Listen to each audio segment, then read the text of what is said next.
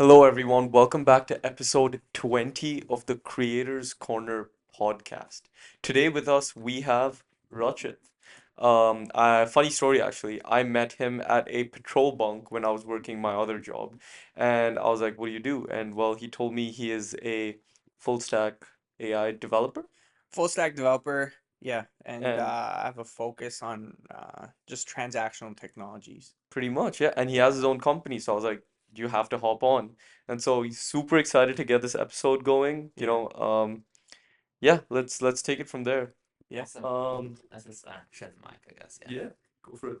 Awesome. So, yeah, welcome, Rachit, to the podcast. And I guess, yeah, let's go ahead and dive right into it. So, Thank you for having me. yeah, man. So, before we dive into your work, I'm curious, right? Like, w- what got you into this journey to begin with, right? Because you've been here for quite a while now in this Yeah, entire industry and into business for a while. So, what sparked that initial interest to get you ready to rock and roll right. into this, Into tech into tech? or biz. Okay. Well, So first tech, then business, I guess. Or first business, then tech. okay. Well, how about I just explain the organic progression of how everything just kind of like happened. Yeah. Yeah, So my journey really started in technology when we were in the restaurant industry. And my family and I, we had and owned and operated a franchise that was kind of like a Body Energy, Okay. right? Not necessarily supplement focused, but like healthy food, sandwiches, gluten-free, vegan options, smoothies, things like that. But while managing that and then trying to scale in an environment where margins are already super tight. Mm-hmm. The only thing you can kind of improve is your operations because food cost and BC is one of the most competitive and hard restaurant environments. I think the statistic is like a new restaurant only lasts like 50% of restaurants in BC fail within the first 2 years. So we managed to actually get over that threshold, but the way we got over it was just by optimizing our operations, optimizing our portions, and systemizing pretty much everything and anything that we possibly could. And as a touch point of that, technology was a huge part. And this was like early Web 2.0 era, as they would call it, which means like, you had most of these softwares and companies finally forwarding like a service that maybe was needed by restaurants, but not necessarily like considered developing in-house, like delivery, for example. right. So we had encountered Skip when it was just like a website.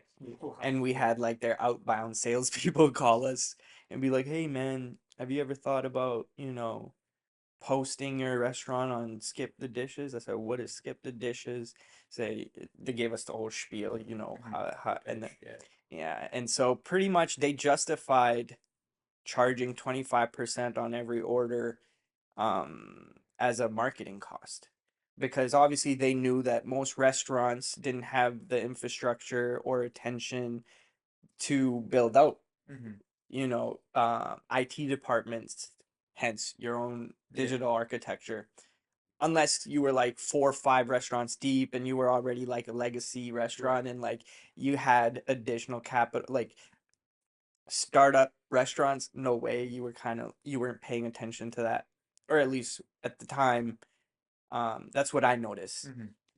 So, which was fine, but one thing I noticed was like their pricing model was unaware of like what the margins truly are in the restaurant industry. So like if your if your profit margin is already like 30%, right, on every order, now you have to justify 25% as a marketing cost if it's coming through one particular avenue, Right. but your portions are still the same. Yeah.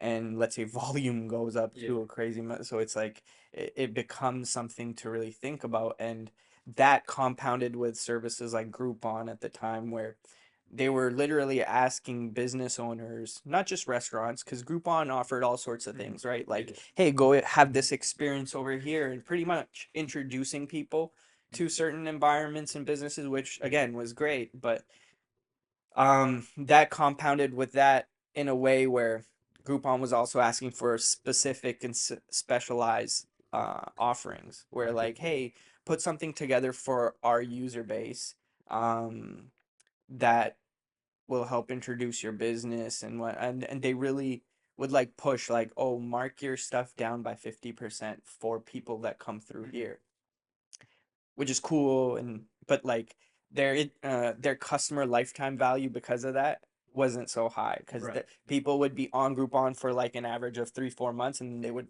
try to get off of it once they've like brought a certain amount of customers through, and they recognized that. So it was like that was their approach. But anyways, I noticed all these things, this central component was technology. And so we already were using like point of sale systems, inventory management systems, HR systems, you know, digital TV signage and all that stuff. So paying separately for every single one, now you have these external organizations that are also offering these services, but they're kind of unaware of the different ecosystems that they're deploying and shipping these products in. Um, so I knew like, okay, this is going to be a big problem as it compounds and exponentially gets bigger and bigger. So that's where my journey started, was like, okay, how can we create a consolidated approach to this for people like myself? At the time, really focus on restaurants. Um, so I put my project management hat on and got busy to like start prototyping. And I had no technical background at that point, like in the sense of like I I wasn't a full stack developer at that point. I was just putting a project management hat on and like, okay, we need to connect X to Y to Z. And then if we do so, we can consolidate the cost and forward the value to the business owner, because now they're not paying for X, Y, Z separately. They're just paying for one thing, and they're still maintaining all of those service components. How long ago was this? Yeah, this like when it started, when that thought started, When that thought started for you? Yeah. yeah, 2013, 2014-ish. Like, so 9 years ago. Yeah. Okay. Yeah. So continue. Yeah. Go ahead. All right, after you. Oh yeah. So then, you know, while all that was going on, a little backstory is like when I was in grade 5, I had my first seizure. Oh shit. Yeah. And why I'm bringing this up is because as I started prototyping and conceptualizing a more cohesive like operating system for business owners and things of that nature, um, I used to frequent this cannabis dispensary in Vancouver. Reason being is, okay, so the seizure in grade 5, after their diagnosis was essentially like, it's not epilepsy, like it's not a reoccurring thing, but I went did all my like EEG exams and all that stuff. They couldn't really put like the finger on what was going on. But they told me their diagnosis was like, they're gonna put me on this medicine for the rest of my life, and like that was it. That obviously had like adverse effects, just like physically and mentally for myself. The medicine was valproic acid, and so there was fatigue involved. There was a lot of like, it was just not a good Right. lifestyle. Yeah. Like it was, Yeah. quality of life really sucked on that thing. Yeah. So, anyways, why I'm explaining this is because I started researching alternative ailments for people that have been through seizures, or like what they did to get better and whatnot. And I came across CBD and whatnot. So I came to find out that down in downtown there was a municipally regulated dispensary. They had CBD pills. Right. So I would go down there to grab that, and a little bit of THC, because what would happen is I noticed my energy levels were getting back up, Yeah.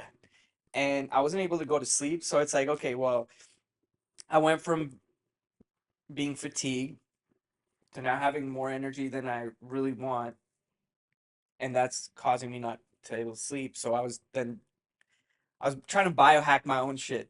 Right. Yeah. You know, Yeah. I was like, because being given information that I feel like is just standardized, Mm-hmm.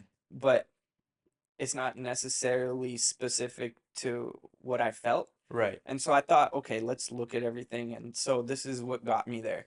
Now, while I was conceptualizing and prototyping this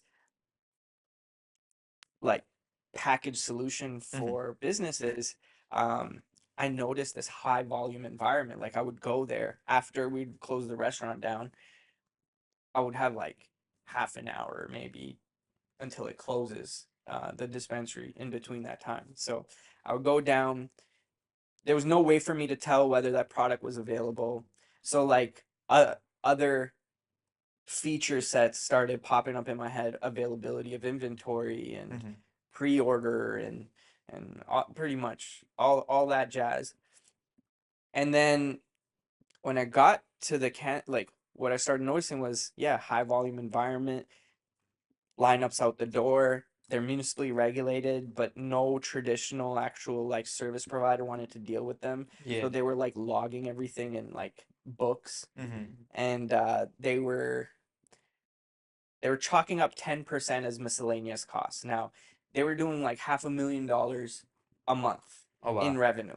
10% of that is like, Yeah. they're saying like, oh yeah, 50K, we just kind of don't know where it goes, how it goes, like what it is. And just because they rely completely on logbooks. Right. Yeah. And like, yeah, they would do their, tax reporting or whatever, however they needed to. But I saw that as a business owner, these things kept like sparking ideas of, well, this needs to connect with this. They need to be able to like track all of this loss.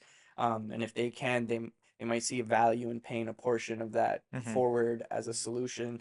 So I I started, I thought, okay, well, this is where we can proof our concept, right? Like the cannabis industry, they don't have anything, they need something, and we have this approach where it's like a more consolidated approach to servicing these retail environments. So why don't we go down this route? And so yeah, I started developing. That's kind of, yeah. To answer your question, that's how it all started. Right. Yeah, Right.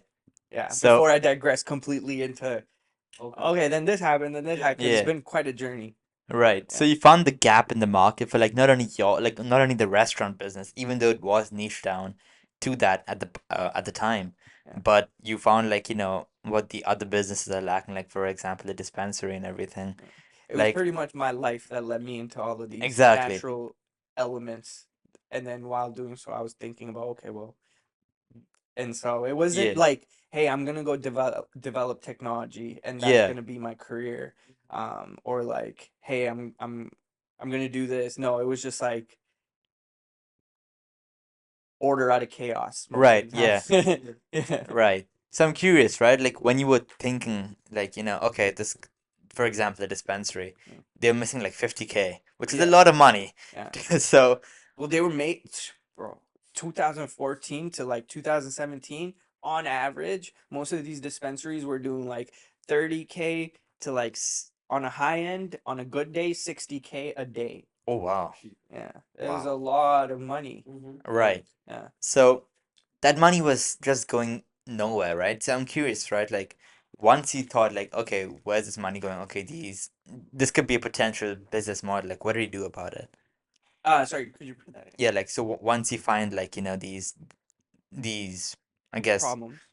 these problems or these dips in the entire system, Yeah. like what was the steps that you did to like start actually like Yeah. okay So figuring out what to do next?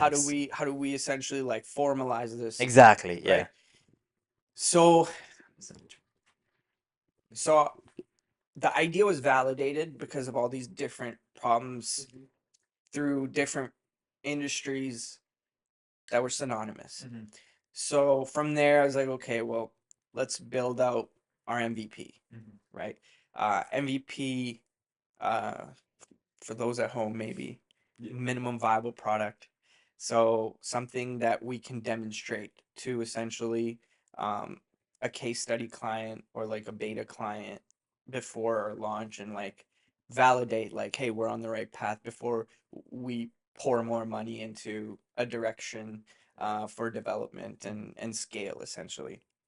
So we found uh, few few beta clients. So that's how it started rolling in the formalized direction of, Right. And a hey, we have quick. these people that are clearly validating this pain point. Mhm. They see this solution and it would solve their problem, and they see value. So let's Right. yeah. 100%. And getting these beta clients was cold outreach. So I'm curious because people at home would want to do the same thing. How did you get that cold It outreach to wasn't get even going? so it I a lot of my life has been relationships over revenue. Right. Okay. So like everywhere I went, um, I was just expressing to people the problems I was seeing and that were servicing for their user experience. And so it wasn't necessarily cold outreach. There was some warmth with Mhm. every beta client. Just because I'm expressing to them my personal experience. And so that's kind of how I got started, is like just within my environment, I Right. just kind of explain to people. Right. Yeah. So, like through the relationships you already had, you spoke about like a common problem you all had Yeah, as as a business as owners business and owners. dealing with technology and the Right. fact that most of these services that currently exist aren't really informed about the nuances that Right. we deal with on a daily basis, Yeah. or maybe even the environment that we operate in. Mm-hmm. Um, because for like, margins in BC will be different from Alberta. Yeah. Yeah. And and different industries again will have Different different margins. Yeah. yeah. So we wanted to create, like, my thought was, let's create something modular and dynamic that is not like one size fits Mm-hmm. all, but Mhm. takes a more dynamic Absolutely. approach. Absolutely. So, sorry, another follow-up with that, right? Because you said, right, like it's a one size fit all with a more dynamic approach. So, if you were to do this right now in 2025 to, find these different problems with different businesses and everything, well, how do you go about it right now? Great question. So it's like twofold a little bit, because when I first got into it, the solution was software as a solution, a software as a service, Yes. right? Because cloud environments or architecture wasn't as accessible as it is today. Mm-hmm. So my thought process at the time was, okay, let's create a more modular approach to software as a service, where we first identify industry Mm-hmm. that needs this package. And then once we identify the industry, it's easier to then shortlist the different nuances relevant to that industry. And then we can customize each platform to fit that industry. Each platform, meaning most of these environments had 5 to 6 third-party softwares present. Right. So, point of sale, separate service provider; delivery, separate service provider; usually their digital signage, separate provider; e-commerce was a separate provider; Right. and HR sometimes, and inventory was another separate provider. Right. All of them were fragmented because there were different service Yeah. providers. Yeah. And so there was no real like consolidation going on in between, because there was like middleware wasn't even a thing at the Mm-hmm. time. Mhm. So it required a lot of attention, but then apart from the labor time that it took to make sure everything was connected and there was no data drop off, so the business could take an actionable step, there was also a separate cost Right. tied to that, right? Yeah. So labor cost separate and labor time separate, but also then the cost of that software and Right. that Yeah. service provider separate. So um, if I was to go about it today, it would be different. It is different because you can deploy in-house tools and microservices architecture a lot more feasibly. Mm-hmm. than you could back then. And so because of that, there was also that gap of the barrier to entry for a lot of these, like, I mentioned these businesses don't necessarily get into the business to become IT specialists. They want to provide a product or Yeah. they want to provide a good service. And Right. that's what they've been focused on. And then when they start encountering these solutions, they're like, okay, well, let's just buy this software as a service and we'll work with it and we'll make it a part of our operation. So I thought that was the approach back then. And it Right. was the only scalable approach because, Right. like, Yeah. okay, let's build out a SaaS software and then we'll put it on our microservices architecture and then it'll take care of scale and volume and we'll forward that value to Mhm. other industries and whatnot. So that was the approach back then. Now it's more like specific to each client because again, technology's become more Yeah. accessible. Yeah. We can deploy specific like cloud architecture Mhm. specific to each business and each service provider or professional service provider, whatever it is, and deploy their own tools. Right. And so that's how I've been. So that's how I differentiated. Like Yeah. it Yeah. essentially the core concept is the same, which is like, hey, come up with something that works for you rather than you working for some other Yeah. software Yeah. and applying it Right. into your ecosystem. Um, and now it's just like, hey, well, just build your own in-house tools Right. Absolutely. because that sets the best precedent for growth. Exactly. Uh, And it's really customized to you as a business as well, yeah, right? So, yeah. and So I imagine also because back when you started, like all those years ago, to what it might be now, it's like with social media and AI, yeah, like it's a whole different ballgame because you get like a bunch of people doing this as well, but not many of them are successful in the space yeah. because they get like probably burnt out or something. But Say that again. they probably get burnt out or something. But Who gets burnt out? like people who start right now, or like they just They start right now in the sense of like because there's so many different so as factors for a like social media, AI, yeah. and all these different Yeah, there's a lot tools of of the machine. distraction. Yeah, There's a lot of distraction. And you really have to know why you're doing what you're doing. right. You know, if we had this conversation, which was like, um, are you doing it for money or are you doing it for something else? Hmm. Generally, when people are motivated by revenue, um, they have like a bunny rabbit approach. You know, like the turtle and the hare story. Right. Yeah. So people think like, oh, by capturing the most clients, we're solving the problem. Hmm. But that's a distraction, in my opinion. Right. It takes you away from like what is the goal, and the goal is essentially to like provide a real cohesive solution where they don't have to keep looking for other alternatives or whatnot. Right. But yeah, yeah, Okay. Yeah. yeah, No, that's super well put. And you've basically done this where you've made it like a one-stop shop situation for, a package of everything that you offer. So instead of going to five different people, people would rather come to you, right? yeah. So I've positioned like from away from the software as a service now. Yeah. Fast forward, we're positioned as a growth agency Yeah. Yeah. consulting group, which leverages in-house tools Mm-hmm. that we build and deploy in-house Yeah. and apply certain AI models specific to how these clients need it. Rather than building it and then being like, hey, use this because we think this will solve your problem. It's more like, okay, let's identify What the what you problem is. have right now Yeah. because people are already dealing with like multiple software stacks within their ecosystem. Mm-hmm. So it's like it's a big educational curve there where it's like, oh, you know what? We can do all of this. And then they get overwhelmed because then they're thinking, okay, data integration, migration, it's too much, then training, it get overwhelmed. Right.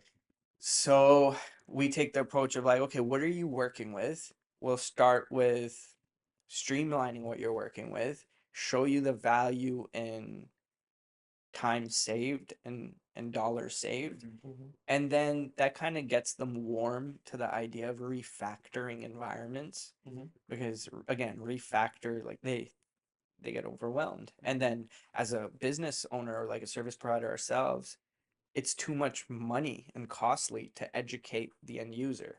This is like business 101 in that sense. We've learned is like, yo, if you need to educate your client, it's probably going to end up costing you a lot of money. So if you can naturally progress them through a tiered or staged approach to adoption, it's usually a little more feasible and economical. So that's where we do a little find out about their pain points. From there, we shortlist a few solutions that are just uh, based around how much time are you saving and what is the tech debt that we're refactoring. And so once they identify like one or two workflows, then we kind of build our customer lifetime value is like, okay, well then Increased. we'll build Yeah. this next thing and the next thing, but we want to validate the value before they adopt our solution. Price anchor, so Yeah. value for cost essentially. Yeah, rather than Yeah. Right. so That's you powerful.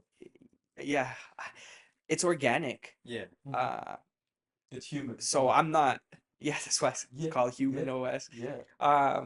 But yeah, I don't have a traditional background in any of this. It's just a lot of attention to detail and solving real pain points. And yeah, this whole journey led me to get my full stack developer certification because we dealt with COVID in between. Anyways, Yeah. we were gonna take we were gonna take the software as a service company public. And Public IP. yeah, well, Yeah. we were gonna Oh, wow. we were on a go public trajectory. We were gonna list on the TSX, but then COVID hit. And I'm kind of glad it hit. It sounds messed up. No, like yeah, from business standpoint. From Yeah. from his business standpoint. Yeah, Yeah. that'll make for a viral short clip. But in the sense that prior to that, nobody was you know that thing I was saying about people not actually identifying the priority of technology or mobile strategies or digital strategies in their business or environment. After COVID, it became like the highest priority.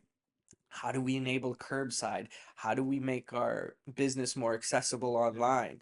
All of these things became like yeah, so all of those things became important after when COVID hit. Just Right.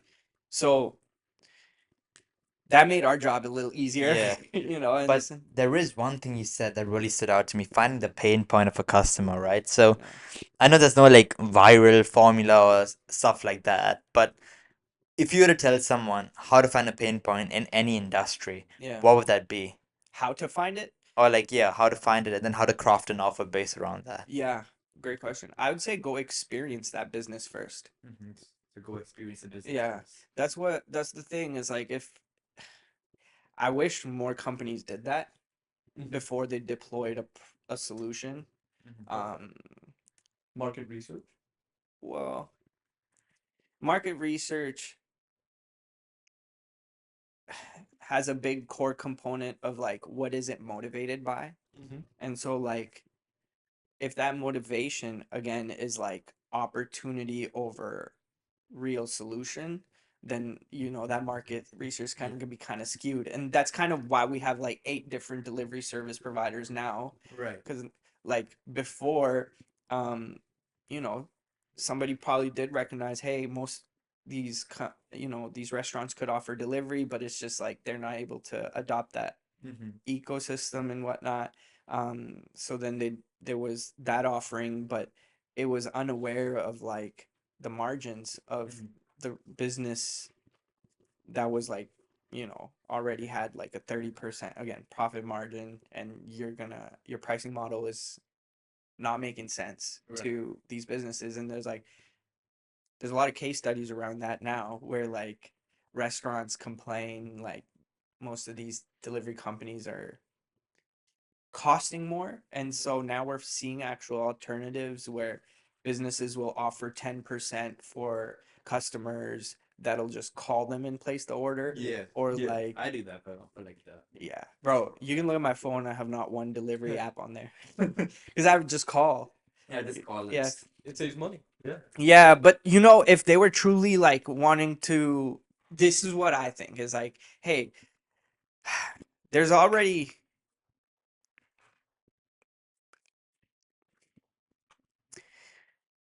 here's the thing.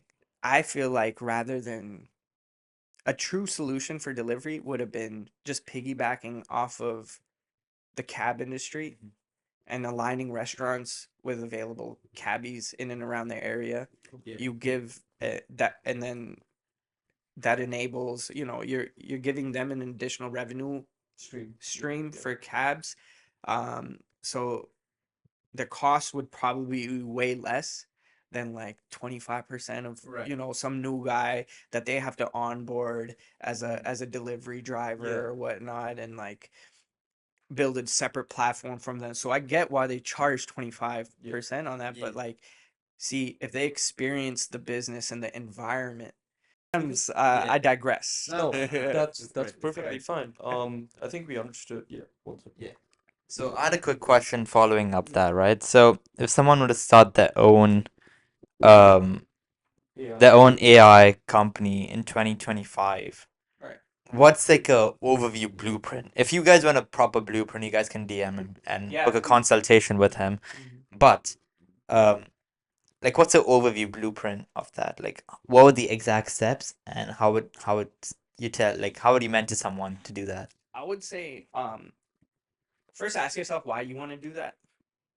Because if there's not strong conviction as to why you want to get into setting up an AI buzzword AI agency, Yeah. you know, Yeah. or an Yeah. automation agency, then you're kind of naturally going to have an expiration date on your business. So like, know why you're doing what you're doing. That's one. That will naturally inform how you approach your target market. Mm-hmm. Then listen, you know, just listen, to all the different stakeholders in your environment. Okay. So like, listen to your clients, listen to the people you're actually trying to solve this or like leverage this tool for. Because again, I'm assuming right now we don't know the motivation, but these, you know, generally these people may want to leverage AI and automations to help X person, Yeah. right? But know why you're doing that and listen to these people, and then see how you can apply these engines and these tools to solve those problems. I would say that's the best word. And the other thing is AI is evolving so fast, I can't even keep up myself. Mm-hmm. So set a time every week. Okay. Set a time where you're going to spend at least an hour and a half just looking at different documentation, looking at what's happened within the industry, what are the new innovations, are there any new software updates, you know, to, for example, like I use N8N, Make, and Zapier and all these things. Mm-hmm. Every week there's a new software patch. Every week there's new features and Right. functions.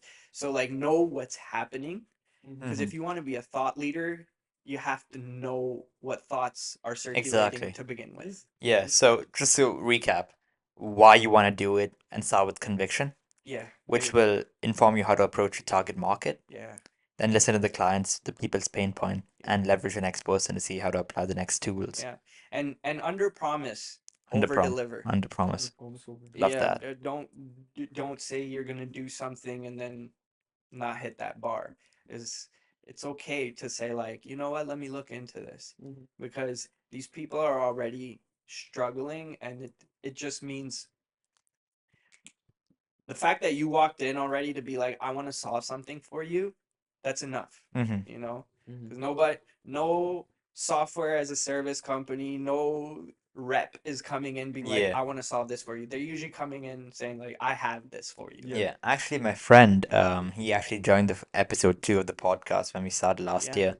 He created his own company called GrowYourClinic.ai. What's it called? Okay, yeah, GrowYourClinic.ai. So yeah, he's based out of North Van. So he yeah, goes to all these clinics in North Van and pitches them the products and yeah, his products and how he can essentially grow their clinic. yeah, So it's very similar to what he said, like and what he did for the salon as well. yeah, So after you'd follow up with him, I'll connect you guys. But yeah, it's very similar to that idea. yeah, And I do believe the last thing you did mention, audio, is set a time every week where you spend an hour mm, and document, and go through all the different things in the industry. yeah. What's happened? What's Mhm. going on? What's new? And then familiarize, not just know what's going on, but familiarize yourself with it. Right. Play around with it. Have sandbox days for yourself Mhm. where you're just playing.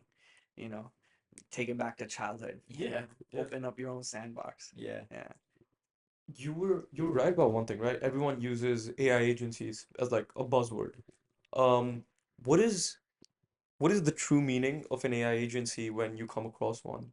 And what differentiates a legitimate one from someone who's just going to, take your money for a product or a service, Yeah.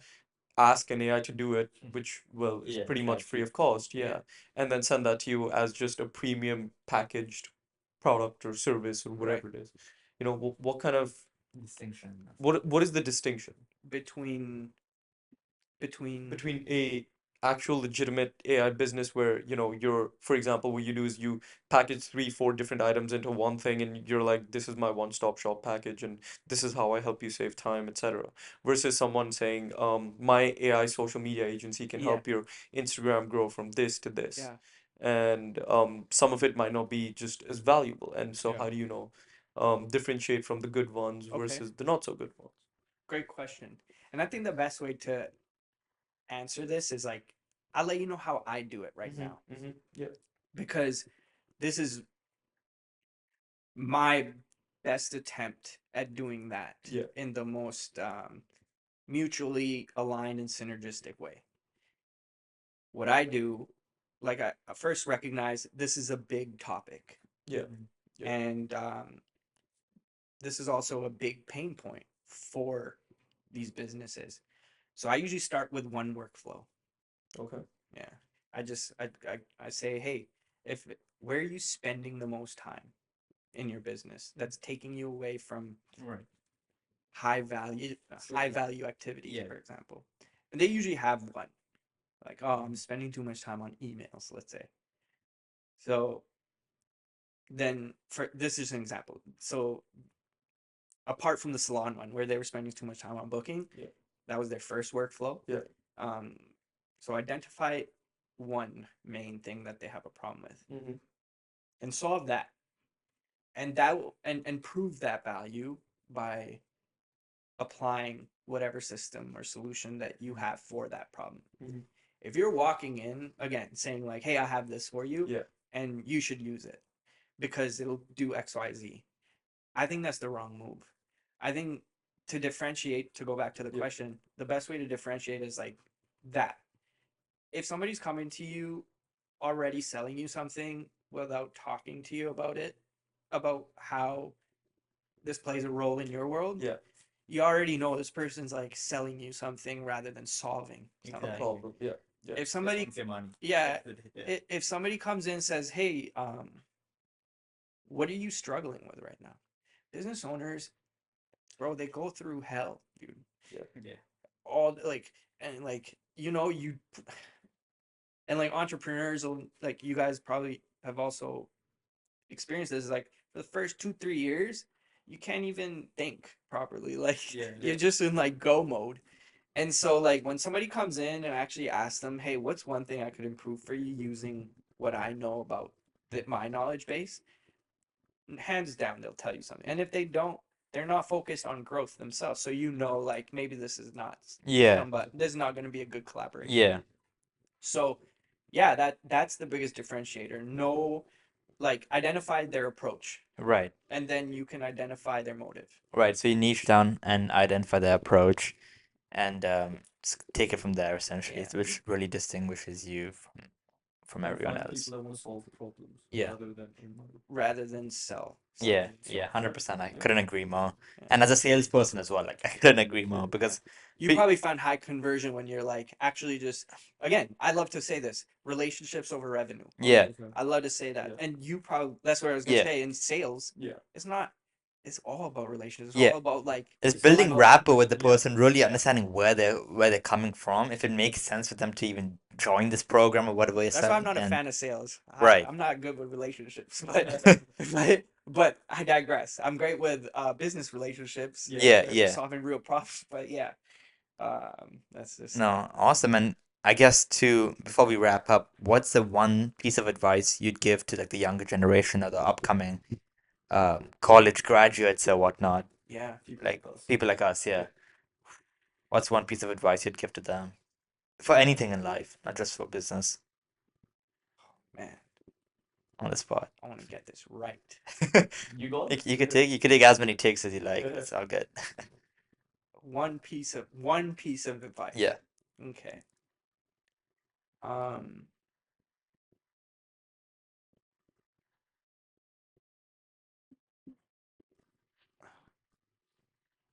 Don't get caught up in the noise. Listen to yourself.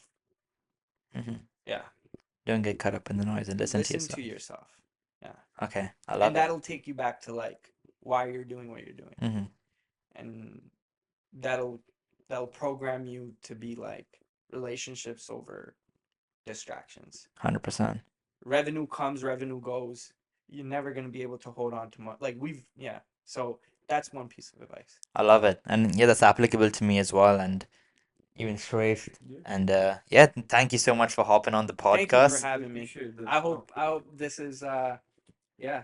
I hope this is something we can do on a more recurring basis. 100%. There will be Yeah. an episode 2 with you. Let's do it once a month. Once a month. Once a month? Maybe once a quarter. Actually, that's a good way to do it. Yeah. Once a quarter is a shout Yeah. because then Yeah. you could come up to With us with your- all the updates and you know updates. Yeah, Yeah. let's do it That would be sick. once a quarter. yeah. Absolutely. This is something we could actually work on. Yeah. Creators for hopping Corner. on. Thank you Yeah. for having me. Thank you so much, Absolutely, man. yeah. Appreciate it. Appreciate you guys. Thank you guys for tuning into the episode and we'll catch you guys in the next one.